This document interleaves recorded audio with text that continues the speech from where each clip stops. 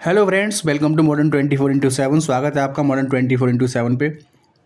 Friends, CTET paper second जो आपका SST का होता है, तो उसमें आपका इतिहास, भूगोल और पॉलिटिकल साइंस के कुछ क्वेश्चन और आपका जो एसएसटी से संबंधित पेडागोगी जो होती है वो पूछी जाती है, जो कि आपकी 60 मार्क्स की रहती है। ठीक है, तो चैनल के माध्यम से आपके लिए सीटेट पेपर सेकंड के लिए एसएसटी का 3 वीडियो आएंगे, जिसमें आपका ये अभी जो करा रहा हूँ इसमें इतिहास रहेंगे, जिसमें 24 इसके टॉपिक रहेंगे। सभी से 20-20, 25-25 क्वेश्चन लिए गए हैं। किसी किसी में 30 से 40 क्वेश्चन भी हैं और ओवरऑल 500 प्लस की ये वीडियो रहने वाली है। ठीक है, ये सेशन है आपका 500 प्लस, इसमें क्वेश्चन आपको देखने को मिलेंगे। अगर आप ये क्वेश्चन देख लेते हैं तो सीटेट में 100% इनके आने के चांस हैं। बस आप लोग एक बार देख लीजिएगा बिना स्किप किए हुए। ठीक है, आपका जो फर्स्ट वीडियो तो ये रहेगा आपका हिस्ट्री का, आपका सेकंड आएगा जियोग्राफी का, और आपका जो थर्ड वीडियो रहेगा वो आपका रहेगा एसएसटी पेडागोगी का। ठीक है, चलिए स्टार्ट करते हैं। आगे बढ़ने से पहले अगर चैनल पे फर्स्ट टाइम विजिट किया है, चैनल को सब्सक्राइब कर लीजिएगा, बेल आइकन को प्रेस कर दीजिए, जिससे कि आने वाली वीडियोज़ की नोटिफिकेशन मिलती रहे। देखिए, क्वेश्चन नंबर पहला है। देखिए, इतिहास का सबसे पहला टॉपिक है कब, कहाँ और कैसे। ठीक है, इसके अंतर्गत हम एमसीक्यू देखेंगे। देखिए, पहला है इतिहास शब्द किस भाषा से लिया गया है, तो राइट आंसर हो जाएगा आपका फारसी। नेक्स्ट है इतिहास का मुख्य उद्देश्य क्या है। तो देखिए, मैं आंसर बताऊंगा केवल, क्योंकि वीडियो काफ़ी लंबी होगी, हो सकता है 1 घंटे तक वीडियो हो जाए, क्योंकि 500 प्लस क्वेश्चन बहुत होते हैं। ठीक है, इसलिए थोड़ा स्पीड से चलेंगे। वैसे तो उत्तर मैंने लिख रखा है नीचे, ठीक है, फिर भी मैं मार्क करता जाऊंगा जो राइट आंसर होगा उस पर। इतिहास का मुख्य उद्देश्य क्या है, राइट आंसर हो जाएगा सी, भूतकाल का अध्ययन करना। क्वेश्चन नंबर थर्ड है, भारत का इतिहास कितने भागों में विभाजित है, जो 3 भागों में विभाजित है। भारत के इतिहास को मुख्य रूप से 3 भागों में विभाजित किया जाता है, प्राचीन इतिहास, मध्यकालीन इतिहास और आधुनिक काल। ठीक है, 3 काल हैं। भारत के इतिहास को मुख्य रूप से 3 भागों में विभाजित किया जाता है, प्राचीन काल, मध्यकालीन और आधुनिक। ठीक है, तो आपका चौथा नंबर का जो क्वेश्चन है वो है प्राचीन भारत का काल कब तक माना जाता है, तो ये माना जाता है 700 ईस्वी तक। ठीक है, नेक्स्ट है मध्यकालीन भारत की समयावधि क्या मानी जाती है, तो ये मानी जाती है 700 से लेकर 1700 ईसा पूर्व। देखिए, इसमें इसके बारे में थोड़ा सा एक नोट भी है, आप इसको भी नज़र डाल लीजिए थोड़ा।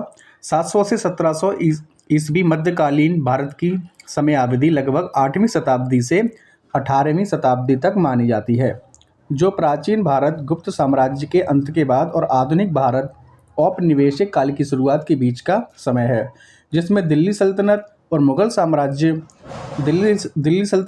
साम्राज्य का शासन काल प्रमुख है, और इसे अक्सर प्रारंभिक मध्यकाल लगभग 700 से 1200 ईस्वी और उत्तर मध्यकाल लगभग 1200 से 1707 ईस्वी में विभाजित किया जाता है। ये भी आप लोग देख लीजिएगा। आधुनिक भारत का प्रारंभ माना जाता है, तो ये माना जाता है सन 1700 ईस्वी से। ठीक है, आधुनिक भारत का प्रारंभ मुख्य रूप से 18वीं शताब्दी के मध्य से 19वीं शताब्दी की शुरुआत तक माना जाता है, जब ब्रिटिश सत्ता का विस्तार हुआ। प्लासी का युद्ध हुआ जो 1757 में हुआ था, अंग्रेजों के बीच और सिराजुद्दौला इनके बीच हुआ था।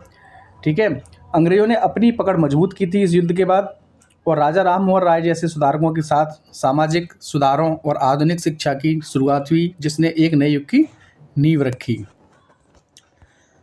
क्वेश्चन नंबर 7 है, इतिहास जानने के लिए किस स्रोत का उपयोग किया जाता है। तो देखिए, किताबें, सिक्के, अभिलेख, ये सभी का प्रयोग किया जाता है इतिहास को जानने के लिए।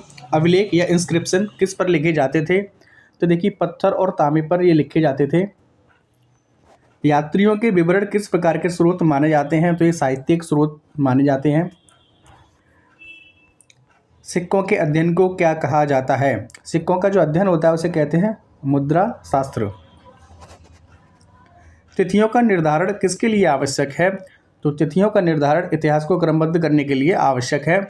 ईसा पूर्व BCE का अर्थ है ईसा से पहले। इतिहास में कालक्रम का अर्थ है घटनाओं का समयानुसार क्रम हो जाएगा इसका राइट आंसर। पांडुलिपियां सामान्यतः किस पर लिखी जाती थी, तो ये लिखी जाती थी ताड़पत्र और भोजपत्र पर। इतिहास को समझने में भूगोल क्यों महत्वपूर्ण है? तो मानव गतिविधियों को समझने के लिए भूगोल महत्वपूर्ण है। इतिहास शब्द का शाब्दिक अर्थ क्या है? इतिहास शब्द का शाब्दिक अर्थ है बीता हुआ समय। इतिहास हमें क्या समझने में सहायता करता है? तो मानव जीवन में हुए परिवर्तनों को समझने में सहायता करता है इतिहास। प्राचीन भारत का इतिहास किस स्रोत पर अधिक आधारित है? तो पुरातात्विक स्रोत पर अधिक आधारित है। प्राचीन, ठीक है, प्राचीन ही बोला है तो पुरातात्विक हो जाएगा। इतिहास को कितने भागों में बांटा गया है? तो इतिहास को 3 भागों में बांटा गया है, जो कि अभी ऊपर आप लोगों ने देखा होगा। प्राचीन, आधुनिक और मध्य, ये काल हैं। बीसीई का पूर्ण रूप क्या है? तो बिफोर कॉमन एरा, समय से पहले। सीई का अर्थ क्या है? तो ये हो जाएगा कॉमन एरा, कॉमन एरा हो जाएगा, ठीक है, कॉमन एरा। नेक्स्ट है, इतिहास में तिथियां क्यों महत्वपूर्ण हैं? तो घटनाओं का जो क्रम है, उनको घटनाओं को क्रम में रखने के लिए। शिलालेख किसे कहते हैं? तो जो पत्थर या धातु पर खुदे लेख होते हैं उसे शिलालेख कहते हैं। पांडुलिपियां सामान्यतः किस पर लिखी जाती थी? तो ताड़पत्र और भोजपत्र पर लिखी जाती थी। इतिहास में यात्रियों के विवरण किस श्रेणी में आते हैं? तो साहित्यिक श्रेणी के अंतर्गत आते हैं। अगर ये सेशन पसंद आए तो आप बताना कमेंट करके, तो मैं जियोग्राफी और उसके भी करूँगा, ठीक है। वरना जो अगर पसंद ही नहीं आ रहा है तो मेहनत करने से कोई फ़ायदा नहीं है, ठीक है। तो कमेंट में ज़रूर बता दीजिएगा। तो जियोग्राफी और आपका एसएसटी पेडागोगी के क्वेश्चन और हैं, करीब 500-600 क्वेश्चन होंगे, वो भी मैं आपको करा दूंगा। और चैनल पर नया सब्सक्राइब जरूर कर लीजिएगा, ठीक है। नेक्स्ट है, पुरालेख का संबंध किससे है? पुरालेख का संबंध अभिलेखों से है। देखिए, मैंने जो सीटेट दिया था 2021 में 2021 में दिया था, उसी टाइम क्या था, मैं बीएड भी कर रहा था, बीएड का मेरा फाइनल ईयर था उस समय। तो मैंने कोई ज़्यादा तैयारी तो करी नहीं थी, सचिन सर से क्लासेस कुछ अटेंड करी थी और बाकी मैंने सेल्फ स्टडी करी थी। सेल्फ स्टडी से ही मेरे जो फर्स्ट पेपर था उसमें मेरे 95 मार्क्स आए थे, और जो सेकंड था 6 to 8 वाला, उसमें मेरे 105 मार्क्स आए थे, ठीक है। तो आप लोग भी देखिएगा, आप लोग भी ज़रूर पास होंगे, ठीक है। टेंशन लेने की कोई बात नहीं, बहुत इजी पेपर रहता है, इतना हवा बना के रखा है सीटेट का, इतना होता नहीं है टफ। बस आप लोग देखिएगा, जो भी मैं क्वेश्चन करा रहा हूँ उसमें से आपको ज़रूर सफलता मिलेगी इतिहास में। और इससे पहले मैंने सीटेट के कुछ प्रीवियस इसके ईयर्स के क्वेश्चन जो डाले हैं करंट पब्लिकेशन के, वो भी आप लोग देख लीजिएगा, प्लेलिस्ट बनी हुई है। इतिहास में कालक्रम का अर्थ है, राइट आंसर हो जाएगा घटनाओं का क्रम। 28 है, इतिहास का अध्ययन क्यों आवश्यक है? भविष्य सुधार हेतु आवश्यक है। भूगोल इतिहास को कैसे प्रभावित करता है?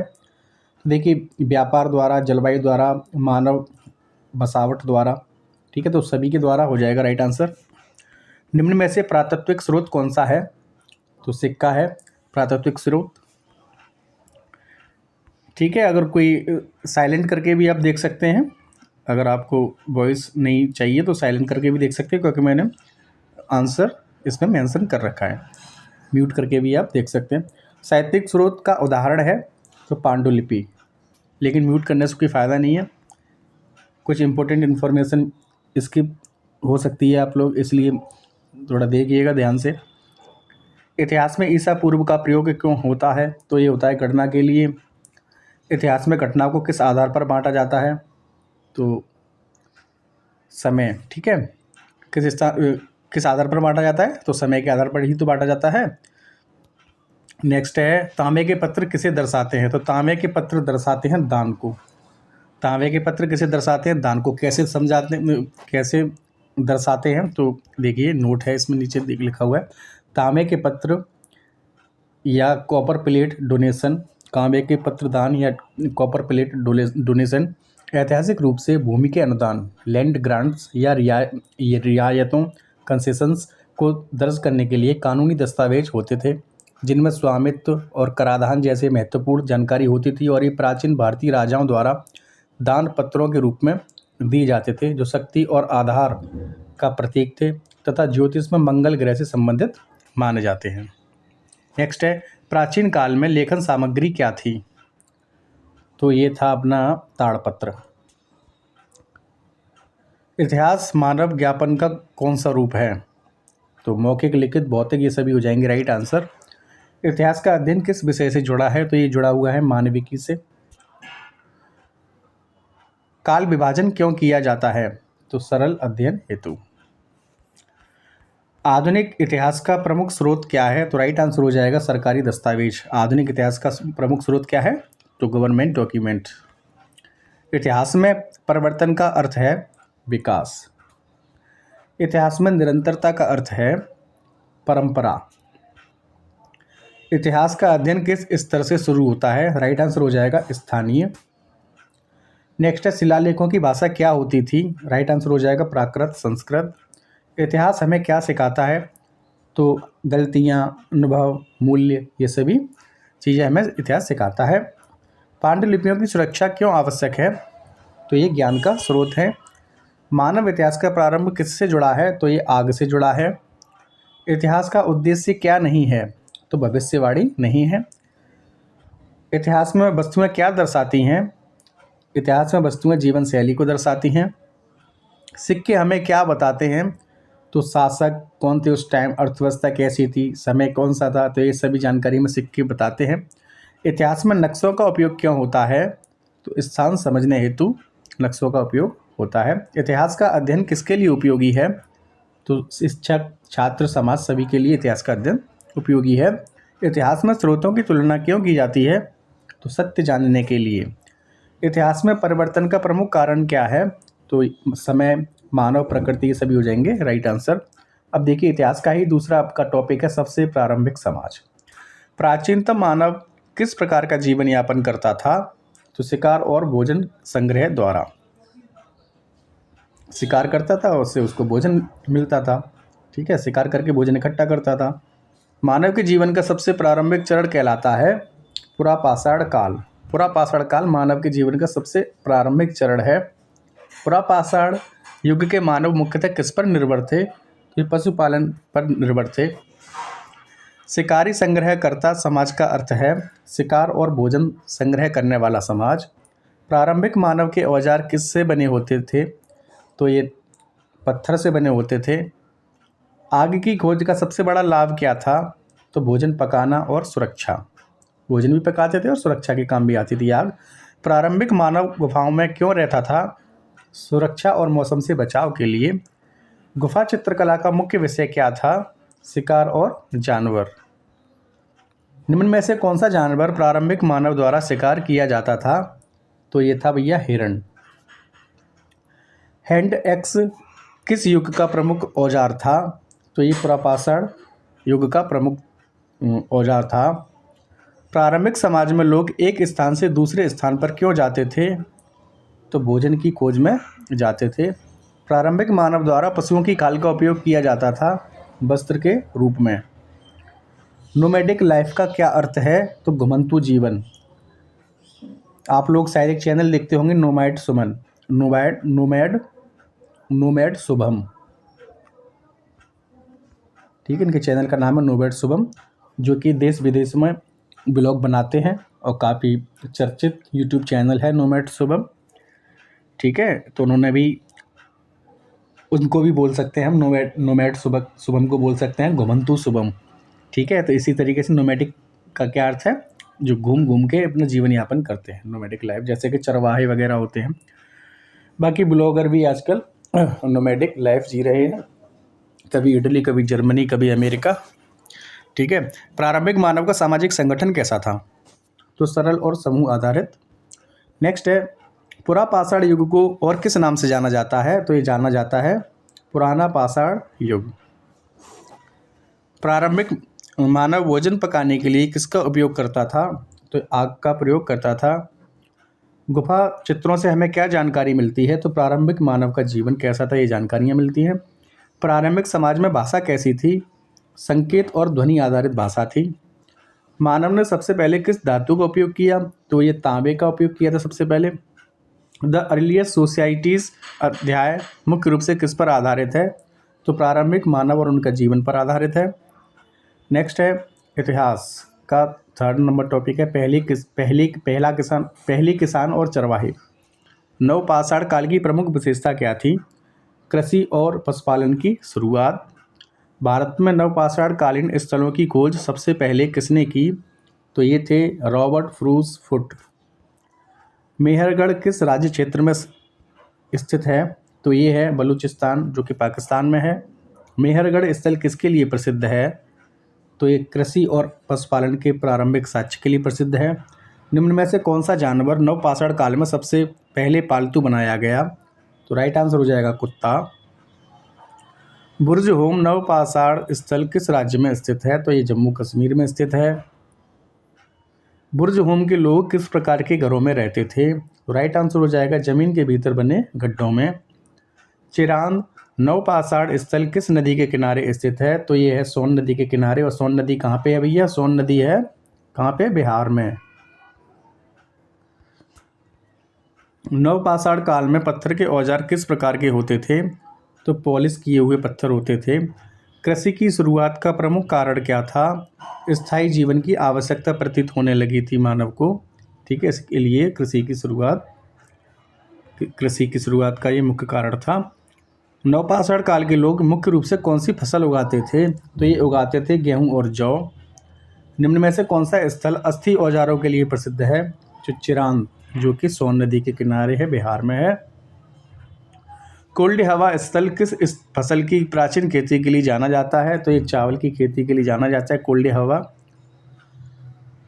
नवपाषाण काल के लोग किस प्रकार का जीवन व्यतीत करते थे? तो अर्धघुमंतु होते थे। कृषि और पशुपालन के विकास से क्या परिणाम हुआ? स्थायी बस्तियों का विकास हुआ। इतिहास का 4 नंबर टॉपिक आपका प्रथम शहर। प्रथम नगर अध्याय किस सभ्यता से संबंधित है? तो सिंधु घाटी सभ्यता से संबंधित है। हड़प्पा सभ्यता का अन्य नाम क्या है? तो सिंधु घाटी सभ्यता को ही हड़प्पा सभ्यता बोलते हैं। हड़प्पा सभ्यता का समय काल क्या माना जाता है? तो राइट आंसर हो जाएगा 2600 से लेके 1900 ईसा पूर्व। हड़प्पा सभ्यता की खोज किस वर्ष हुई थी? तो 1921 में हुई थी। हड़प्पा स्थल की खोज किसने की थी? तो ये की थी दयाराम साहनी ने। मोहनजोदड़ो की खोज किसने की? तो ये करी थी राखलदास बनर्जी ने। मोहनजोदड़ो को मृतकों का टीला भी कहते हैं। हड़प्पा सभ्यता के नगर किस योजना पर आधारित थे? राइट आंसर हो जाएगा ग्रिड प्रणाली। हड़प्पा नगरों की सड़कों की विशेषता क्या थी? तो एक दूसरे को समकोण पर काटती थी। जो सड़कें थी एक दूसरे को समकोण पर काटती थी। हड़प्पा सभ्यता में मकान किस सामग्री से बने थे? तो ये पकी हुई ईंटों से बने थे। हड़प्पा सभ्यता की सबसे प्रसिद्ध जल निकासी प्रणाली कहाँ मिली है? तो ये मिली है मोहनजोदड़ो में। महान स्नानागार किस नगर में स्थित है? तो ये मोहनजोदड़ो में है। हड़प्पा सभ्यता की मुद्रा किस धातु से बनी होती थी? तो ये बनी होती थी मिट्टी और पत्थर से। हड़प्पा सभ्यता के लोग मुख्यतः किस व्यवसाय से जुड़े थे? तो ये पशुपालन, कृषि, व्यापार सभी से ही जुड़े थे। हड़प्पा सभ्यता का प्रमुख फसल कौन सी थी? तो गेहूं और जौ हो जाएगा राइट आंसर। हड़प्पा सभ्यता की लिपि कैसी थी? तो हड़प्पा सभ्यता की लिपि थी चित्रलिपि। कैसी थी? चित्रलिपि। नेक्स्ट है हड़प्पा सभ्यता की लिपि अभी तक क्यों नहीं पढ़ी जा सकी है? तो द्विभाषी लेख न मिलने के कारण। हड़प्पा सभ्यता में मानकीकरण का सबसे अच्छा उदाहरण क्या है? तो ईंटें। लोथल किसके लिए प्रसिद्ध है? लोथल से क्या मिला था? गोदीवाड़ा का साक्ष्य मिला था, डॉकयार्ड। हड़प्पा सभ्यता में मोहरों का उपयोग किस लिए होता था? तो व्यापार के लिए होता था। हड़प्पा सभ्यता के नगर 2 भागों में क्यों विभाजित थे? सुरक्षा और प्रशासन के लिए। 5 नंबर है आपका इतिहास का टॉपिक है प्रारंभिक राज्य। प्रारंभिक राज्यों का उदय मुख्य रूप से किस काल में हुआ? तो ये हुआ वैदिक काल में। ऋग्वैदिक काल में सबसे महत्वपूर्ण राजनीतिक इकाई क्या थी? तो ये लोग थे। लोगों को ही जन बोलते हैं। जन का प्रमुख कौन होता था? तो लोगों का प्रमुख या जन का प्रमुख राजा होता था। उत्तर वैदिक काल में जन के स्थान पर कौन सी इकाई महत्वपूर्ण हुई? तो ये हुई जनपद। जनपद शब्द का अर्थ क्या है? जनपद शब्द का अर्थ है लोगों का बसाव क्षेत्र। महाजनपदों की संख्या कितनी थी? तो महाजनपद थे 16। 16 महाजनपदों का उल्लेख किस ग्रंथ में मिलता है? तो ये मिलता है अंगुत्तर निकाय में। निम्न में से कौन सा महाजनपद नहीं था? तो आर्यावर्त महाजनपद नहीं था। देखिए प्राचीन भारत के 16 महाजनपद, जिसमें अंग, मगध, काशी, कौशल, वज्जी, मल्ल, चेदी, वत्स, कुरु, पांचाल, मत्स्य, सुरसेन, अस्मक, अवंती, गांधार और कंबोज शामिल थे। ठीक है, तो ये 16 महाजनपद हैं। मगध महाजनपद के उदय का प्रमुख कारण क्या था? लौह उपकरणों की उपलब्धता। मगध की पहली राजधानी कौन सी थी? राजगृह थी। मगध की राजधानी पाटलिपुत्र किस नदी के किनारे स्थित थी? तो गंगा और सोन नदी के किनारे स्थित थी। प्रारंभिक राज्यों में राजा की शक्ति किससे सीमित रहती थी? तो सभा और समिति से। सभा और समिति क्या थी? तो प्रशासनिक परिषदें थी। गणराज्य प्रणाली का प्रमुख उदाहरण कौन सा था? वज्जी हो जाएगा राइट आंसर। वज्जी संघ की राजधानी क्या थी? राइट आंसर हो जाएगा वैशाली। गणराज्यों में शासन किसके द्वारा किया जाता था? तो सभा के द्वारा किया जाता था। प्रारंभिक राज्यों में कर का मुख्य स्रोत क्या था? राइट आंसर हो जाएगा कृषि। कर को वैदिक काल में क्या कहा जाता था? राइट आंसर हो जाएगा वली। प्रारंभिक राज्यों में सेना का प्रमुख उद्देश्य क्या था? राज्य की रक्षा करना। उत्तर वैदिक काल में राज्य का स्वरूप कैसा था? राजतंत्रात्मक। निम्न में से कौन सा राज्य गणराज्य नहीं था? तो मगध गणराज्य नहीं था। प्रारंभिक राज्यों में ग्राम का प्रमुख कौन होता था? राइट आंसर हो जाएगा ग्रामणी। महाजनपद काल में शासक को क्या कहा जाता था? राइट आंसर हो जाएगा राजा। प्रारंभिक राज्यों में प्रशासन की भाषा क्या थी? राइट आंसर हो जाएगा प्राकृत भाषा थी। प्रारंभिक राज्यों के विकास में किस तकनीक की भूमिका सबसे महत्वपूर्ण थी? राइट आंसर हो जाएगा लोहा। इतिहास का 6 नंबर टॉपिक है नए विचार। ठीक है, सीटेट का ये कराया जा रहा है आप लोगों के लिए, सीटेट पेपर सेकंड 6 to 8। इतिहास में नए विचार, न्यू आइडियाज से क्या अभिप्राय है? समाज में नई सोच और परिवर्तन। नए विचारों का समाज पर सबसे अधिक प्रभाव किस रूप में पड़ा? तो सामाजिक सुधार हो जाएगा राइट आंसर। बुद्ध के उपदेशों का मुख्य उद्देश्य क्या था? जाति व्यवस्था को मजबूत करना। नहीं, ये नहीं होगा, ये इसके तो खिलाफ ही थे। दुखों से मुक्ति का मार्ग बताना। दुखों से मुक्ति का मार्ग बताना। महावीर स्वामी ने किस सिद्धांत पर विशेष बल दिया? तो अहिंसा पर। अहिंसा का विचार मुख्यतः किस धर्म से जुड़ा है? तो जैन धर्म से जुड़ा है। नए धार्मिक विचारों का उदय किस काल में हुआ? तो ये हुआ था उत्तर वैदिक काल में। उपनिषदों में किस विचार पर बल दिया गया है? राइट आंसर हो जाएगा आत्मा और ब्रह्म। बौद्ध धर्म की स्थापना किसने की? गौतम बुद्ध हो जाएंगे राइट आंसर।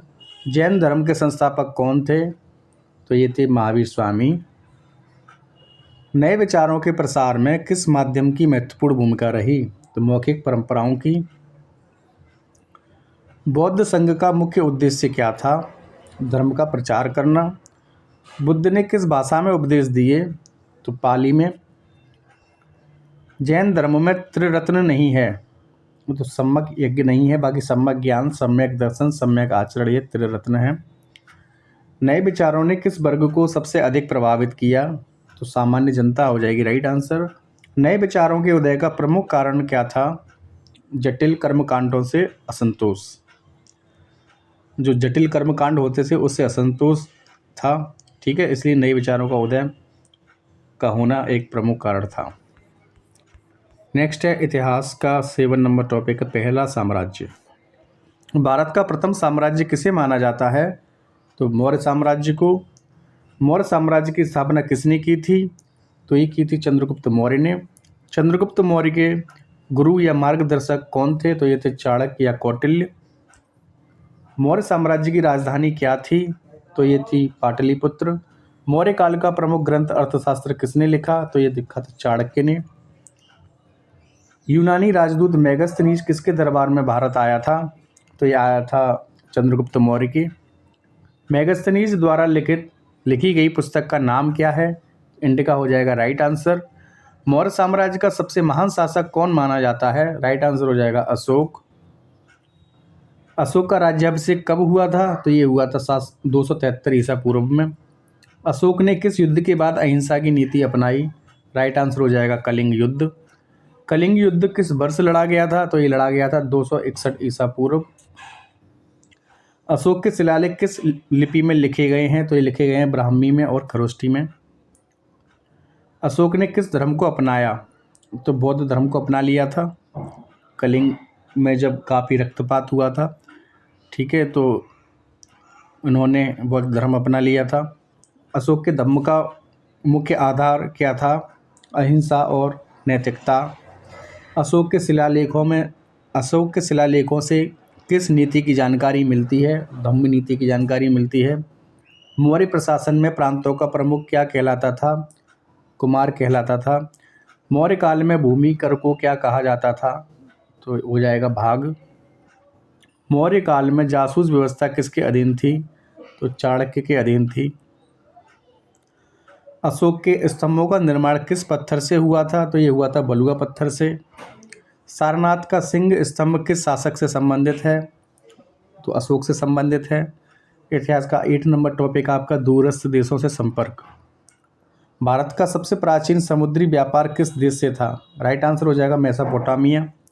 हड़प्पा सभ्यता के लोग किस माध्यम से विदेशों से संपर्क करते थे? राइट आंसर हो जाएगा जलमार्ग और थलमार्ग, ठीक है, ए और बी दोनों हो जाएंगे राइट आंसर।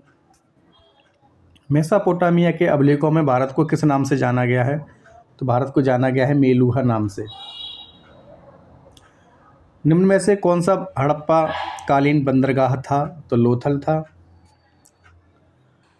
प्राचीन भारत और रोम के बीच व्यापार किस वस्तु के लिए प्रसिद्ध था? तो ये कपास, मसाले, रेशम, ये सभी के लिए प्रसिद्ध था।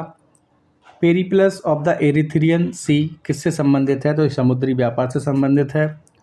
भारत में रोमन सिक्के मुख्यतः कहाँ पाए गए हैं? तो दक्षिण भारत हो जाएगा राइट आंसर। रेशम मार्ग या सिल्क रूट भारत को किस देश से जोड़ता था? तो ये चीन से जोड़ता था भारत को। प्राचीन भारत में व्यापारियों का प्रमुख वर्ग क्या कहलाता था? तो वैश्य हो जाएगा राइट आंसर। किस विदेशी यात्री ने भारत के व्यापारिक संबंधों का वर्णन किया है? तो फायान है, ह्वेनसांग है, मेगस्थनीज, ये सभी ही भारत के व्यापारिक संबंधों का वर्णन करने से संबंधित है। इतिहास का आपका 9 टॉपिक है राजनीतिक विकास। प्राचीन भारत में राजतंत्र का सबसे प्रमुख उदाहरण किस काल में मिलता है? राइट आंसर हो जाएगा वैदिक काल। समय कितना हो गया? अरे यार आधा घंटा होने जा रहा है। हाँ, 1 घंटे की तो हो जाएगी वीडियो। सभा और समिति का उल्लेख किस काल से संबंधित है? तो उत्तर वैदिक काल से संबंधित है। भारत में प्रथम साम्राज्य की स्थापना किसने की? तो चंद्रगुप्त मौर्य ने की। मौर्य प्रशासन की जानकारी का मुख्य स्रोत कौन सा है? राइट आंसर हो जाएगा अर्थशास्त्र। धम्म नीति किस शासक से संबंधित है? राइट आंसर हो जाएगा अशोक। गुप्त काल को स्वर्ण युग क्यों कहा जाता है? राजनीतिक स्थिरता के कारण, सांस्कृतिक उन्नति के कारण और आर्थिक समृद्धि के कारण। उपरोक्त सभी हो जाएंगे राइट आंसर। गुप्त काल में शासन प्रणाली कैसी थी? तो राजतंत्रात्मक शासन प्रणाली थी। प्रयाग प्रशस्ति किससे संबंधित है? तो ये संबंधित है समुद्रगुप्त से। मध्यकाल में एकता प्रणाली किससे संबंधित है? तो ये संबंधित है दिल्ली सल्तनत से। दिल्ली सल्तनत का प्रथम शासक कौन था? राइट आंसर हो जाएगा कुतुबुद्दीन ऐबक। रजिया सुल्तान क्यों प्रसिद्ध है? रजिया सुल्तान प्रसिद्ध है, एक महिला शासक थी। मुगल साम्राज्य की स्थापना किसने की? राइट आंसर हो जाएगा बाबर। अकबर की प्रशासनिक व्यवस्था का आधार क्या था? तो मनसबदारी व्यवस्था थी ये। सुलह एक कुल नीति किस मुगल शासक ने अपनाई? तो अकबर ने अपनाई। औरंगजेब के शासन की विशेषता क्या थी? विस्तारवादी नीति हो जाएगा राइट आंसर। आधुनिक भारत में राजनीतिक चेतना का प्रारंभ किससे माना जाता है? राइट आंसर हो जाएगा 1857 का विद्रोह। भारतीय राष्ट्रीय कांग्रेस की स्थापना कब हुई? तो ये हुई थी 1885 में। कांग्रेस की स्थापना किसने की? राइट आंसर हो जाएगा A.O. ह्यूम। इनका कभी कभी फुल फॉर्म भी दे देते हैं, ठीक है, एलन ऑक्टेवियम ह्यूम ऐसे करके है। पूर्ण स्वराज्य की घोषणा कब की गई? तो 1929 लाहौर अधिवेशन। भारत को स्वतंत्रता कब प्राप्त हुई? तो सभी जानते होंगे, ये तो 15 अगस्त 1947। लेकिन बहुत से होंगे उनको ये डेट भी नहीं पता होगी, ऐसे ऐसे लोग पड़े हुए हैं महान। इतिहास। टॉपिक नंबर 10 है संस्कृति और विज्ञान। भारत में सबसे प्राचीन विश्वविद्यालय कौन सा था? राइट आंसर हो जाएगा तक्षशिला। अब कहाँ है तक्षशिला? पाकिस्तान में से है। नालंदा विश्वविद्यालय किस वंश के समय प्रसिद्ध हुआ? तो पाल वंश। आर्यभट्ट किस क्षेत्र के लिए प्रसिद्ध हैं? तो खगोल शास्त्र के लिए प्रसिद्ध हैं। आयुर्वेद के प्रमुख ग्रंथ अष्टांग हृदयम किसने लिखा? सुश्रुत ने लिखा था अष्टांग हृदयम। आर्यभट्ट ने सूर्य के चारों ओर ग्रहों की गति का सिद्धांत कब प्रस्तुत किया? 499 ईस्वी में किया था। भारत में तांबे और कांसे का उपयोग किस युग में शुरू हुआ? तो ये कांस्य युग में शुरू हुआ। भारत में सबसे प्राचीन विज्ञान संबंधी ग्रंथ कौन सा है? राइट आंसर हो जाएगा वेदांग ज्योतिष। चीनी यात्रा ज्ञानी फायांग भारत आए किस लिए? तो बौद्ध धर्म के अध्ययन के लिए आए थे। भारतीय विज्ञान और गणित में शून्य का आविष्कार किसने किया? तो राइट आंसर हो जाएंगे आर्यभट्ट। पंचविंशति विज्ञान ग्रंथ किसने लिखा? तो वराहमिहिर हो जाएंगे राइट आंसर।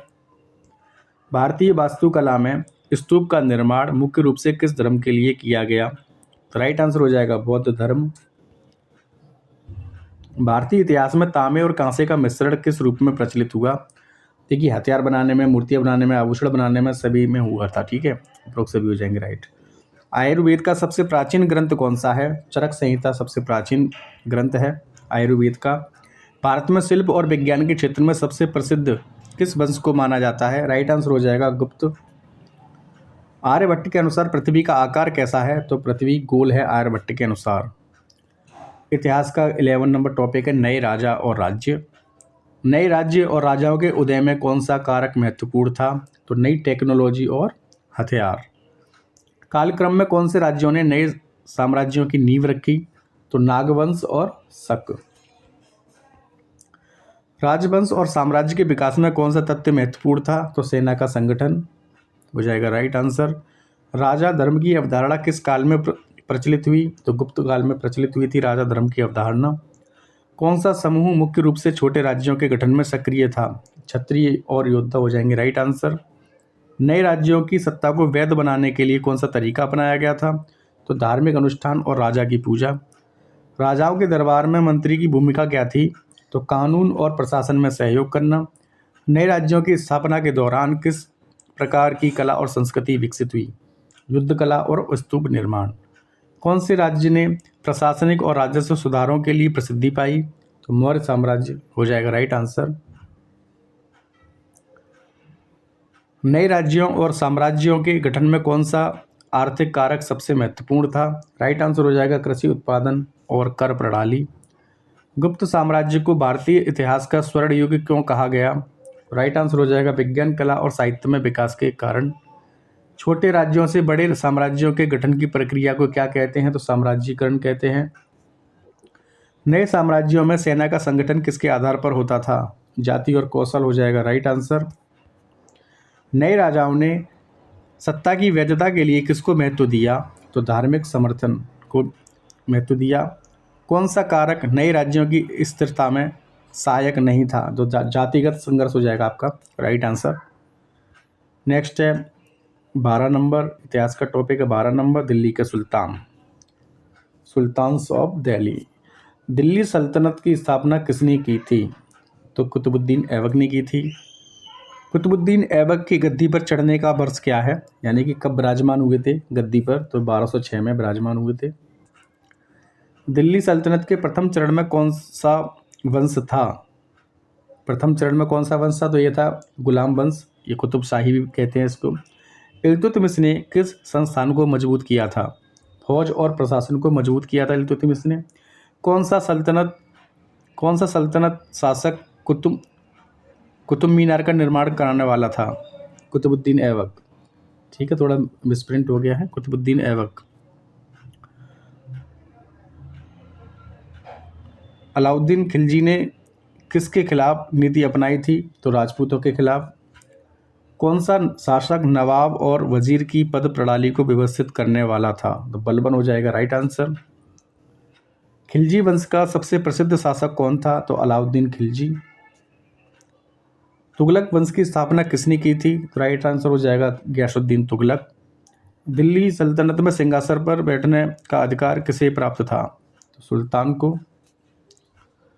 कौन सा सुल्तान दीन इलाही का प्रवर्तक था? यह मुगल काल का है, ध्यान रखें दिल्ली सल्तनत में नहीं है।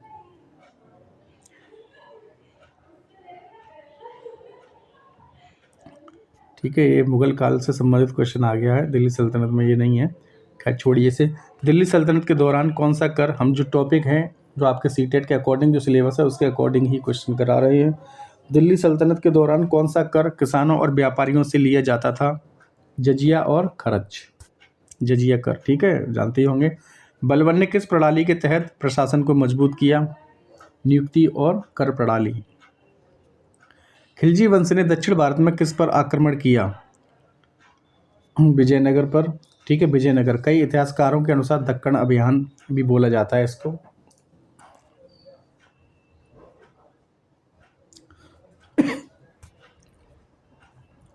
नेक्स्ट है आपका, कौन सा सुल्तान किले और कस्बों की सुरक्षा पर विशेष ध्यान देता था? बलबन हो जाएगा राइट आंसर। कुतुबुद्दीन ऐबक ने प्रसिद्ध मस्जिद का निर्माण करवाया था? कुतुब मीनार की मस्जिद। पूरा किसने कराया था? कुतुबुद्दीन ऐबक ने। इल्तुतमिश ने कौन सा सिक्का चलाया? शाही सिक्का चलाया। दिल्ली सल्तनत में एकता प्रणाली किसने व्यवस्थित की? तो इल्तुतमिश। कौन सा सुल्तान सल्तनत के प्रशासनिक और गैर सैन्य सुधारों के लिए प्रसिद्ध था? तो अलाउद्दीन खिलजी हो जाएगा राइट आंसर। किस सुल्तान ने दक्षिण भारत पर आक्रमण कर वजीर और सेनापति प्रणाली को मजबूत किया? तो अलाउद्दीन खिलजी हो जाएंगे राइट आंसर। कौन सा सुल्तान राजपूतों के खिलाफ नीति और भृत्य नीति लागू करने वाला था? तो अलाउद्दीन खिलजी हो जाएगा राइट आंसर। बलबन ने किस नीति को अपनाया जिससे सामंतों के विद्रोह रोके गए? तो कठोर न्याय और नियंत्रण। कौन सा सुल्तान कुली शाही स्लेव डायनेस्टी का संस्थापक माना जाता है? राइट आंसर हो जाएगा कुतुबुद्दीन ऐबक। दिल्ली सल्तनत में सिपाहियों की नियुक्ति का आधार किसे था? तो सुल्तान को सिपाहियों की नियुक्ति का अधिकार था। अलाउद्दीन खिलजी ने कीमतों को नियंत्रित करने के लिए किस नीति को लागू किया? बाजार नियंत्रण नीति, मार्केट कंट्रोल। कौन सा सुल्तान अल्पसंख्यक वजीरों को नियुक्त करने वाला था? तो राइट आंसर हो जाएगा खिलजी। कौन सा सुल्तान तुगलक वंश का संस्थापक था? तो गियासुद्दीन तुगलक हो जाएंगे राइट आंसर। किस सुल्तान ने दिल्ली सल्तनत में प्रशासनिक पदों में नियुक्ति की कठिन शर्तें रखी? तो बलबन हो जाएंगे राइट आंसर। नेक्स्ट है, दिल्ली सल्तनत में सुल्तान की सत्ता की सर्वोच्चता किसने स्थापित की? तो राइट आंसर हो जाएगा बलबन। कौन सा सुल्तान भृत्य नीति स्लेव पॉलिसी के माध्यम से सत्ता मजबूत करने वाला था? राइट आंसर हो जाएगा अलाउद्दीन खिलजी। किस सुल्तान ने तुगलकाबाद किला बनवाया? जो दिल्ली में तुगलकाबाद का किला है वो किसने बनवाया था? ये बनवाया था महमूद तुगलक ने। कौन सा सुल्तान सिंहासन सुरक्षा और सैनिकों के अनुवर्ती नियम को लागू करने वाला था? राइट आंसर हो जाएगा बलबन। कुतुबुद्दीन ऐबक का राज्य विस्तार मुख्यतः किस क्षेत्र में हुआ? तो उत्तरी भारत और पंजाब। दिल्ली सल्तनत के दौरान जजिया कर किस समुदाय से लिया जाता था? तो ये लिया जाता था हिंदुओं और गैर मुस्लिम से। कौन सा सुल्तान सैनिकों की भर्ती और प्रशिक्षण पर ध्यान देने वाला था? राइट आंसर हो जाएगा अलाउद्दीन खिलजी। नेक्स्ट है, कौन सा सुल्तान तुगलक वंश का सबसे प्रभावशाली शासक माना जाता है? तो महमूद तुगलक हो जाएंगे राइट आंसर। नेक्स्ट है, इतिहास में आपका वास्तुकला से संबंधित टॉपिक नंबर 13 है वास्तुकला, आर्किटेक्चर। मोहनजोदड़ो और हड़प्पा में सबसे आम प्रकार की मकान वास्तुकला शैली कौन सी थी? तो ईंट का मकान। सिंधु घाटी सभ्यता में सबसे प्रसिद्ध सार्वजनिक भवन कौन सा था? तो विशाल स्नानागार, ग्रेट वॉथ। मोहनजोदड़ो में पाए जाने वाले ग्रिड पैटर्न सड़कों का उद्देश्य क्या था? व्यवस्थित नगर नियोजन। सिंधु घाटी सभ्यता में लिपि और वास्तुकला का मुख्य उद्देश्य क्या माना जाता है? तो प्रशासन और व्यापार। मौर्य काल की वास्तुकला में प्रमुख उदाहरण कौन सा है? तो सूर्य स्तंभ हो जाएगा राइट आंसर। अशोक स्तंभों की खासियत क्या थी? राइट आंसर हो जाएगा शिलालेख और शेर हाथी के शिखर। गुप्त काल की वास्तुकला में प्रमुख विशेषता क्या थी? तो गुहा चित्र और मंदिर वास्तुकला का विकास। अजंता और एलोरा की गुफाओं की वास्तुकला किसके शासनकाल में विकसित हुई? तो गुप्त हो जाएगा, गुप्त काल। खजुराहो के मंदिर किस शैली में बने हैं? तो ये बने हैं नागर शैली में। कुतुब मीनार की वास्तुकला का मुख्य उद्देश्य क्या था? तो इस्लामी धर्म प्रचार और विजय का प्रतीक। लाल किला दिल्ली की वास्तुकला किस शैली का उदाहरण है? तो ये मुगल शैली का उदाहरण है। भारत में स्तूप निर्माण की शुरुआत किस काल में हुई थी? तो ये हुई थी मौर्य काल में। अजंता गुफाओं की भित्ति चित्रों में किसका प्रमुख चित्रण है? तो ये बौद्ध धर्म और जीवन, ठीक है, इनका प्रमुख चित्रण है। लोथल का प्रमुख स्थापत्य योगदान क्या है? तो बंदरगाह और जल प्रबंधन। शिलालेखों और स्थापत्य कला के माध्यम से मौर्य और गुप्त काल के राजाओं ने क्या दर्शाया? अपनी शक्ति और धर्म का प्रचार। नेक्स्ट है इतिहास का 14 नंबर टॉपिक, एक साम्राज्य का निर्माण। मौर्य साम्राज्य की स्थापना किसने की? तो ये चंद्रगुप्त मौर्य हो जाएंगे राइट आंसर। मौर्य साम्राज्य की राजधानी कहाँ थी? तो ये पाटलिपुत्र में थी। चंद्रगुप्त मौर्य ने सत्ता किसके प्रभाव में आए और सत्ता हासिल की? चंद्रगुप्त मौर्य ने किसके प्रभाव में आए और सत्ता हासिल की? तो सिकंदर का जब भारत आगमन हुआ था। चाणक्य या कौटिल्य ने किस ग्रंथ में राजनीति और राज्यशास्त्र का विवरण दिया है? राइट आंसर हो जाएगा अर्थशास्त्र। अशोक ने किस युद्ध के बाद बौद्ध धर्म अपनाया? राइट आंसर हो जाएगा कलिंग युद्ध। अशोक के काल में कौन सी नीति अपनाई गई थी? राइट आंसर हो जाएगा धर्म नीति, धम्मा पॉलिसी। मौर्य साम्राज्य में सबसे प्रसिद्ध प्रशासनिक व्यवस्था किसके अनुसार थी? राइट आंसर हो जाएगा चाणक्य कौटिल्य। मौर्य साम्राज्य का सबसे विस्तृत साम्राज्य किसके समय हुआ? राइट आंसर हो जाएगा अशोक। मौर्य साम्राज्य में आर्थिक व्यवस्था के लिए मुख्य स्रोत क्या था? तो कृषि और कर संग्रह हो जाएगा राइट आंसर। अशोक के काल में कौन सा प्रमुख शिलालेख एडिक्ट लिखा गया था? अशोक शिलालेख हो जाएगा राइट आंसर। मौर्य साम्राज्य के दौरान विदेश नीति का मुख्य उद्देश्य क्या था? व्यापार विस्तार और मित्रता हो जाएगा राइट आंसर। चाणक्य की राजनीति में कौन सा नियम मुख्य था? राजा की शक्ति सर्वोच्च। मौर्य साम्राज्य में सैनिक और प्रशासनिक शक्ति किसके अधीन थी? राइट आंसर हो जाएगा राजा। मौर्य साम्राज्य में न्याय व्यवस्था का प्रमुख स्रोत क्या था? तो अर्थशास्त्र हो जाएगा राइट आंसर। मौर्य साम्राज्य के पतन का मुख्य कारण क्या था? तो कमजोर प्रशासन, विदेशी आक्रमण हुए ज़्यादा और आर्थिक संकट भी हुआ जिसकी वजह से, तो उपरोक्त सभी हो जाएंगे राइट आंसर। इतिहास का 15 नंबर टॉपिक है सामाजिक परिवर्तन, सोशल चेंज। सामाजिक परिवर्तन का मतलब क्या है? समाज के ढांचे, संस्थाओं और व्यवहार में स्थायी बदलाव। कौन सा कारक सामाजिक परिवर्तन को सबसे अधिक प्रभावित करता है? तो देखिए उपरोक्त सभी इसके राइट आंसर हो जाएंगे। प्राकृतिक आपदाएं, तकनीकी प्रगति, धर्म, ठीक है, सभी कारण हैं। औद्योगिक क्रांति ने समाज पर किस तरह का प्रभाव डाला? तो शहरीकरण और मजदूर वर्ग का उदय हो गया उससे। सामाजिक बदलाव के प्रमुख प्रकार कौन कौन से हैं? तो क्रमिक और आकस्मिक। धर्म समाज में बदलाव का साधन कैसे बन सकता है? तो समाज के नैतिक और सांस्कृतिक मूल्यों को प्रभावित करके। कौन सा विचारक सामाजिक परिवर्तन के लिए संघर्ष आवश्यक है का मानना था? यानी कि सामाजिक परिवर्तन के लिए संघर्ष आवश्यक है। कौन से विचारक थे जो ये मानते थे? तो कार्ल मार्क्स की दास कैपिटल बुक याद कर लीजिए, आ सकता है। कार्ल मार्क्स ने दास कैपिटल लिखी है। शहरीकरण का समाज पर क्या प्रभाव पड़ा? राइट आंसर हो जाएगा लोगों के जीवन में विविधता और नई समस्याएं आईं। शिक्षा सामाजिक परिवर्तन में कैसे सहायक है? तो सामाजिक चेतना, समानता और अधिकारों के प्रति जागरूकता बढ़ाकर। भारतीय समाज में कौन से आंदोलन ने सामाजिक परिवर्तन को बढ़ावा दिया? राइट आंसर हो जाएगा बौद्ध धर्म आंदोलन, भक्ति आंदोलन, सती प्रथा निषेध आंदोलन, तो सभी हो जाएंगे राइट आंसर। कौन सा तत्व समाज में स्थायी बदलाव लाता है?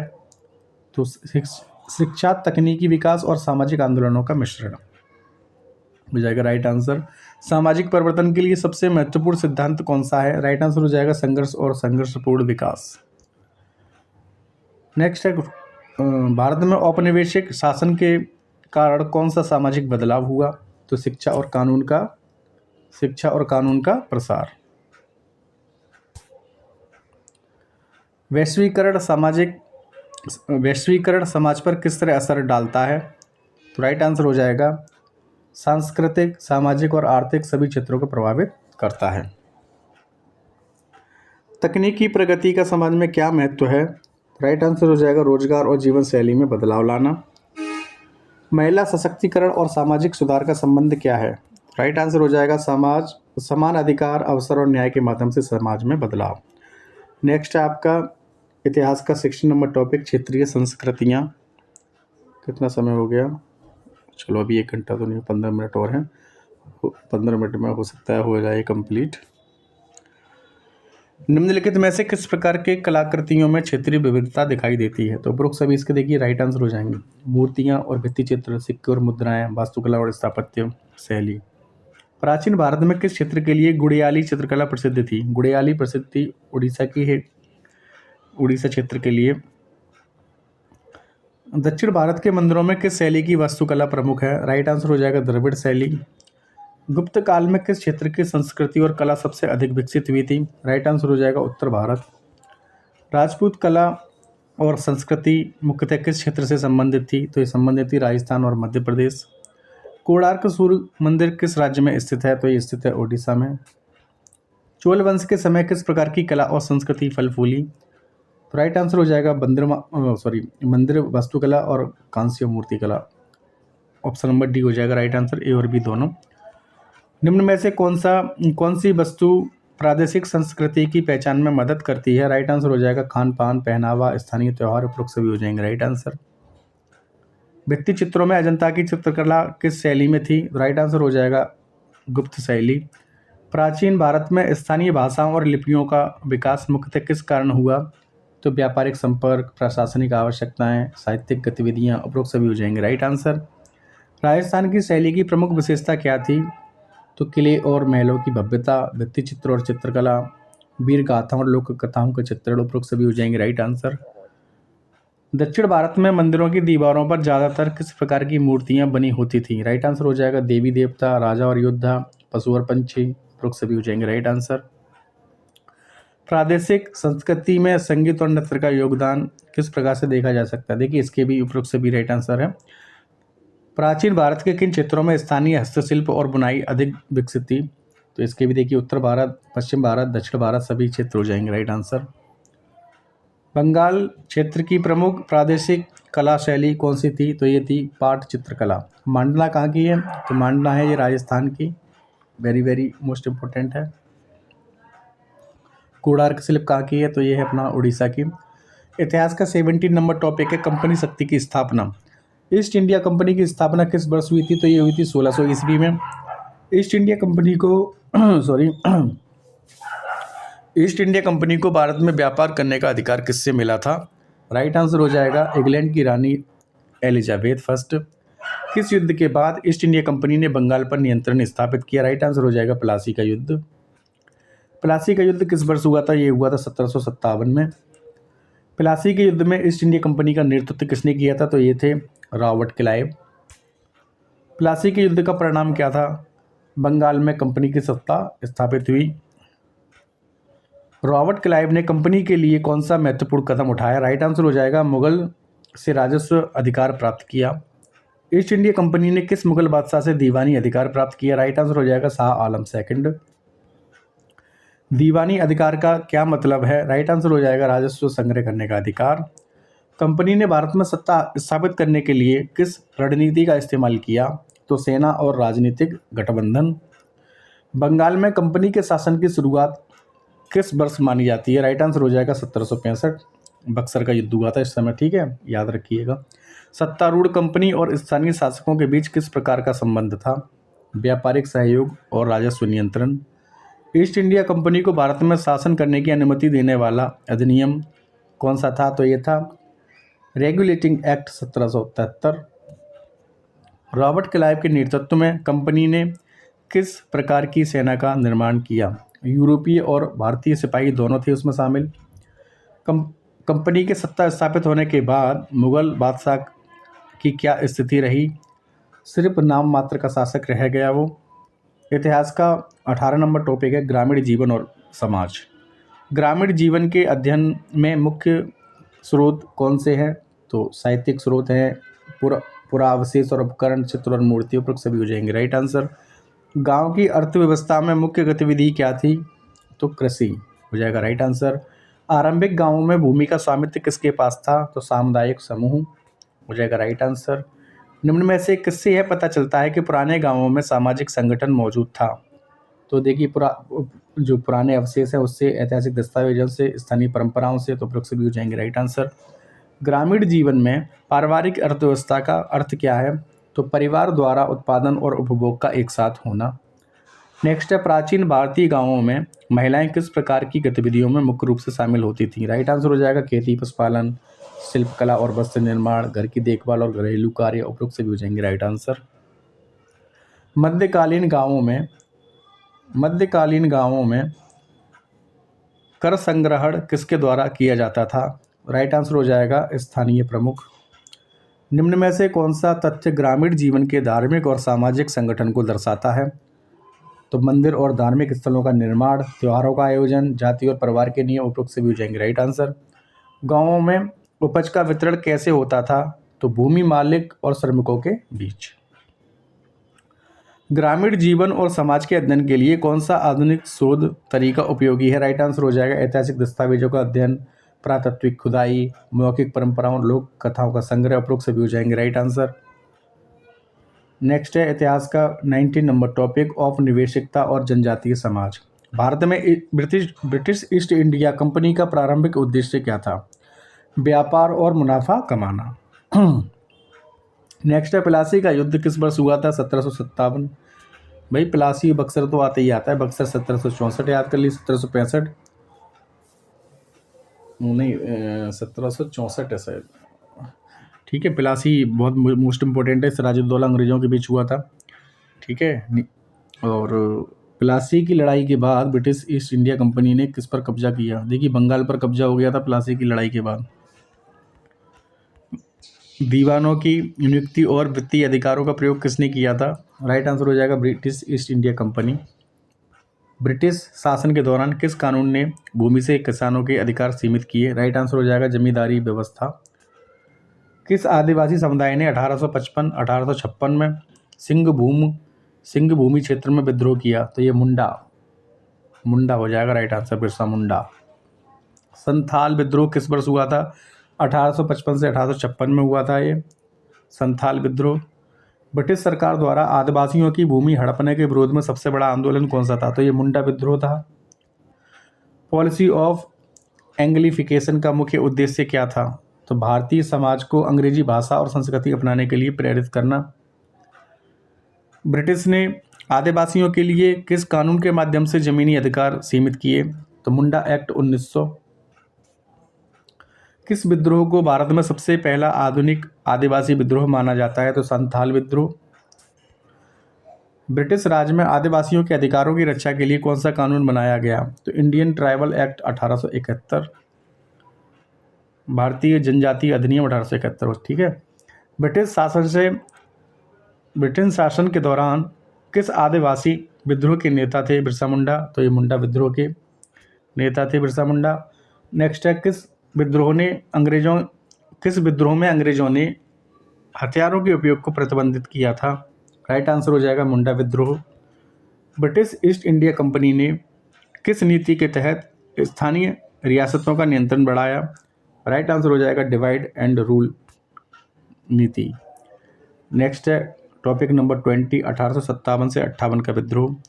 1857 की क्रांति को भारत में अन्य किस नाम से जाना जाता है? तो प्रथम स्वतंत्रता संग्राम भी बोलते हैं इसको, और सिपाही विद्रोह भी कहा जाता है। तो ठीक है, डी दोनों हो जाएंगे, ए और बी राइट आंसर। 1857 के विद्रोह का मुख्य कारण क्या था? तो राजनीतिक कारण भी था, आर्थिक भी था, धार्मिक और सामाजिक कारण भी थे, उपरोक्त सभी कारण थे। किस कंपनी के सैनिकों ने 1857 के विद्रोह की शुरुआत की थी? तो ब्रिटिश ईस्ट इंडिया कंपनी।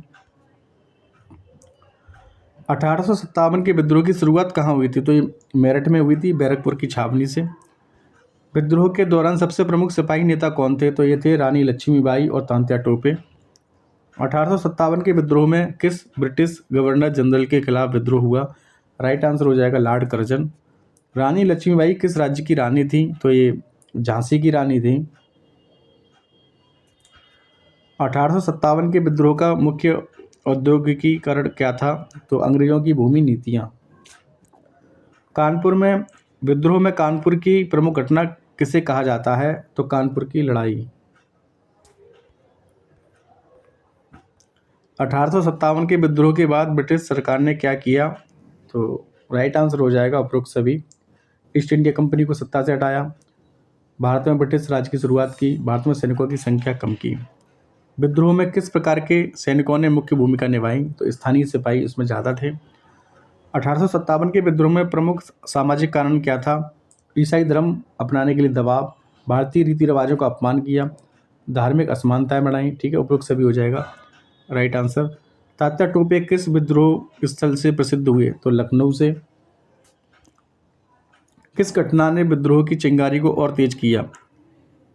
देखिए, कारतूस विवाद हुआ था, रेमिंगटन बंदूक का कारतूस। इसमें सुअर और गाय की चर्बी थी, जो कि हिंदू मुसलमानों दोनों के लिए ही मतलब हिंदू मुसलमान दोनों ही इसका यूज नहीं कर सकते थे। ठीक है, जो कारतूस होता था, जो बंदूक होती थी, उसको कारतूस को खींच के मुंह से कुछ ऐसे करके उसमें फिल किया जाता था। ठीक है, तो दोनों, खैर छोड़िए। अंग्रेजों की नई भूमि नीति, भारतीय सैनिकों के वेतन में कटौती, उपरोक्त से भी हो जाएंगे राइट आंसर। ठीक है, 1857 के विद्रोह का परिणाम क्या था? तो सभी हो जाएंगे। देखिए राइट आंसर, इसमें क्या हुआ? भारत में ब्रिटिश शासन सुदृढ़ हुआ, ईस्ट इंडिया कंपनी का अंत हो गया, भारतीय राष्ट्रवाद की भावना जागृत हो गई थी। नेक्स्ट है टॉपिक नंबर 21, महिला और सुधार। भारत में सामाजिक सुधार आंदोलनों का मुख्य उद्देश्य क्या था? तो महिलाओं और बच्चों के अधिकारों की सुरक्षा। सती प्रथा के खिलाफ सबसे पहले किसने अभियान शुरू किया? तो ये थे राजा राम मोहन राय। नेक्स्ट है सती प्रथा को भारत में आधिकारिक रूप से कब समाप्त किया गया था? तो ये 1829 में समाप्त किया गया था। सती प्रथा के खिलाफ आंदोलन का मुख्य उद्देश्य क्या था? विधवाओं के अधिकार सुरक्षित करना। नेक्स्ट है भारत में विधवा पुनर्विवाह को वैध बनाने वाला सुधारक कौन था? तो ये थे ईश्वर चंद्र विद्यासागर। नेक्स्ट है ईश्वर चंद्र विद्यासागर किस सुधार के लिए प्रसिद्ध थे? तो ये प्रसिद्ध थे विधवाओं के पुनर्विवाह के लिए। महिलाओं की शिक्षा के लिए आंदोलन कौन से ने प्रमुख रूप से चलाया? किसने चलाया प्रमुख रूप से? तो ईश्वर चंद्र विद्यासागर ने चलाया था। टाइपिंग एरर है। बचपन की शादी के खिलाफ किसने आंदोलन किया? तो ईश्वर चंद्र विद्यासागर, यानी कि बाल विवाह। भारत में महिलाओं के अधिकारों और सुधारों पर काम करने वाला प्रमुख संगठन कौन सा था? तो ये था आर्य समाज। सती प्रथा और विधवाओं के पुनर्विवाह के सुधारों से समाज में क्या बदलाव आया? महिलाओं की सामाजिक स्थिति में सुधार हुआ। राजा राम मोहन राय को किस कारण भारतीय सामाजिक सुधारक कहा गया? सती प्रथा के खिलाफ अभियान चलाया था इन्होंने। सती प्रथा को रोकने का कानून किसने पारित कराया? तो ये ब्रिटिश सरकार ने पारित कराया था। ईश्वर चंद्र विद्यासागर का मुख्य योगदान क्या था? विधवाओं का पुनर्विवाह और शिक्षा का प्रचार। महिलाओं के अधिकारों और सुधारों का मुख्य प्रभाव क्या रहा? तो महिलाओं की स्वतंत्रता और शिक्षा में वृद्धि हुई। अब है आपका 22 टॉपिक, इतिहास का, जाति व्यवस्था को चुनौती देना। जाति व्यवस्था के खिलाफ कौन से धर्म और विचारों ने चुनौती दी? तो उपरोक्त सभी ने ही दी थी, इसमें जैन धर्म, बौद्ध धर्म, भागवतम और भक्ति आंदोलन। महावीर और बुद्ध ने किस सामाजिक समस्या के खिलाफ संघर्ष किया? राइट आंसर हो जाएगा जाति आधारित भेदभाव। भक्ति आंदोलन का मुख्य उद्देश्य क्या था? सामाजिक समानता और जाति भेद को कम करना। कौन सा आंदोलन निचली जातियों और दलितों के उत्थान के लिए काम करता था? राइट आंसर हो जाएगा भक्ति आंदोलन। जातिवाद और सामाजिक भेदभाव के खिलाफ समानता का संदेश किसने दिया? राइट आंसर हो जाएगा संत कबीर। जैन धर्म और बौद्ध धर्म में किस प्रकार का सामाजिक दृष्टिकोण था? समानता और अहिंसा का समर्थन। नेक्स्ट है अंग्रेजों के आने से पहले भारत में जाति व्यवस्था में किस बदलाव का प्रयास हुआ? सामाजिक सुधार और भक्ति आंदोलन हो जाएगा राइट आंसर। भक्ति आंदोलन के प्रमुख उद्देश्यों में से एक था सीधे भक्ति द्वारा ईश्वर की पूजा करना। ठीक है, सीधे भक्ति द्वारा ईश्वर की पूजा करना। संत चैतन्य और संत तुकाराम ने किसका विरोध किया? जातिवाद और सामाजिक असमानता का विरोध किया था दोनों ने। जाति व्यवस्था को चुनौती देने वाले आंदोलन में निम्नलिखित में से कौन शामिल नहीं था? तो सामंतवादी संरचना का समर्थन, ये शामिल नहीं था। भक्ति आंदोलन, जैन धर्म, बौद्ध धर्म, ये सभी शामिल थे। संत कबीर और संत राय बिस्मिल का मुख्य संदेश था जाति और धर्म की दीवारों को तोड़ना। कौन सा आंदोलन जाति और धर्म के बंधनों को तोड़कर सभी के लिए समानता का संदेश देता था? राइट आंसर हो जाएगा भक्ति आंदोलन। नेक्स्ट है राष्ट्रवादी आंदोलन। 23 नंबर टॉपिक इतिहास का ही। भारतीय राष्ट्रीय कांग्रेस की स्थापना कब और किसने की थी? तो राइट आंसर हो जाएगा 1885 में हुई थी। एलन ऑक्टेवियन ह्यूम ने करी थी, या एओ ह्यूम भी बोलते हैं शॉर्ट में। भारतीय राष्ट्रीय कांग्रेस की प्रारंभिक राजनीति का मुख्य उद्देश्य क्या था? तो ब्रिटिश प्रशासन में भारतीयों की भागीदारी को बढ़ाना। लाला लाजपत राय, बाल गंगाधर तिलक और BC रोड के नेतृत्व में किस आंदोलन ने सक्रिय राष्ट्रवाद को बढ़ावा दिया? राइट आंसर हो जाएगा कट्टरपंथी आंदोलन। स्वदेशी आंदोलन किस वर्ष और किस घटना के विरोध में शुरू हुआ था? तो ये हुआ था 1905 में बंग भंग आंदोलन के दौरान, यानी बंगाल विभाजन के दौरान। मोहनदास करमचंद गांधी या महात्मा गांधी ने असहयोग आंदोलन कब शुरू किया? तो राइट आंसर हो जाएगा 1920 में। रविंद्रनाथ टैगोर और गांधी जी का मुख्य योगदान क्या था? तो ये था अहिंसात्मक आंदोलन और राष्ट्रीय चेतना का विकास। सत्याग्रह की नीति किसने विकसित की? तो महात्मा गांधी हो जाएंगे राइट आंसर। 1919 का रॉलेट एक्ट किस लिए लाया गया था? तो विरोधियों को बिना मुकदमे जेल में डालना। जलियांवाला बाग हत्याकांड कब हुआ और इसका मुख्य कारण क्या था? तो 1919 जो रॉलेट एक्ट था उसका विरोध करने पर ये कांड हुआ था, जलियांवाला बाग। भारत छोड़ो आंदोलन कब और किसने शुरू किया? राइट आंसर हो जाएगा 1942, महात्मा गांधी। सुभाष चंद्र बोस ने किस संगठन की स्थापना की थी? तो राइट आंसर हो जाएगा आज़ाद हिंद फौज, INA। नमक सत्याग्रह का उद्देश्य क्या था? तो ये था ब्रिटिश नमक कर का विरोध। महिला राष्ट्रीय आंदोलन में कौन प्रमुख भूमिका निभा रही थी? तो राइट आंसर हो जाएगा सरोजिनी नायडू और अरुंधति गांगुली। अंततः भारतीय स्वतंत्रता की प्राप्ति किस वर्ष हुई? तो 1947 हो जाएगा राइट आंसर।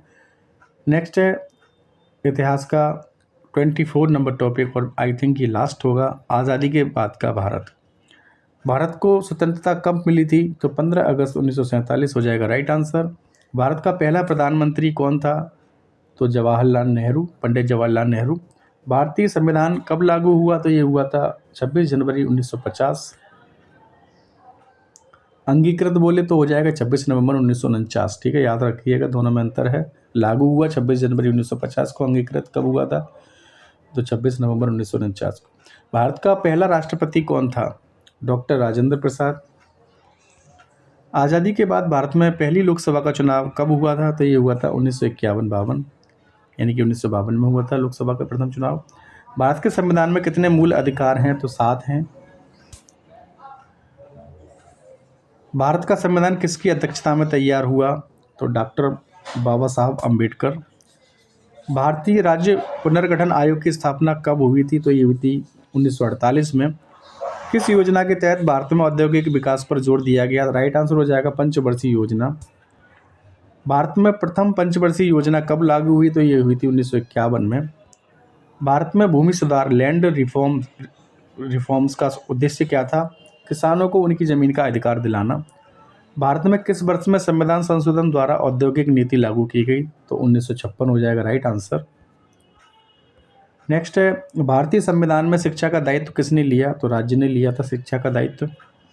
भारत में भाषा आयोग की स्थापना किस वर्ष हुई थी? तो ये 1955 में हुई थी। भारत में पहला अंतरिक्ष कार्यक्रम किसने शुरू किया? तो इसरो ने किया था। भारत में महिला मताधिकार की गारंटी संविधान के किस अनुच्छेद में दी गई? तो अनुच्छेद 15 में। भारत में पहली बार राष्ट्रपति चुनाव कब हुआ? तो 1950 में पहली बार राष्ट्रपति चुनाव हुआ था। भारत की पहली योजना आयोग की स्थापना कब हुई? तो ये 1950 में हुई। भारत में लाभार्थी योजना 5 ईयर प्लान्स का मुख्य उद्देश्य क्या था? कृषि सुधार, औद्योगिक विकास, गरीबी उन्मूलन, उपरोक्त सभी हो जाएंगे राइट आंसर। भारत में संविधान की प्रस्तावना में क्या कहा गया है? धर्मनिरपेक्ष राष्ट्र, समाजवादी लोकतंत्र, न्याय, स्वतंत्रता, समानता और भाईचारे के सिद्धांत, उपरोक्त सभी हो जाएंगे right answer. Thanks for watching. Next CTET SCT video on geography. अगर आपको वीडियो पसंद आई हो तो मैं कराऊँगा, ठीक है? तो कमेंट सेक्शन में ज़रूर बताइएगा। थैंक्स फॉर वॉचिंग, मिलते हैं नेक्स्ट वीडियो में। 1 घंटा 5 मिनट की ये वीडियो हो गई है काफ़ी लंबी। थैंक्स फॉर वॉचिंग, मिलते हैं नेक्स्ट वीडियो।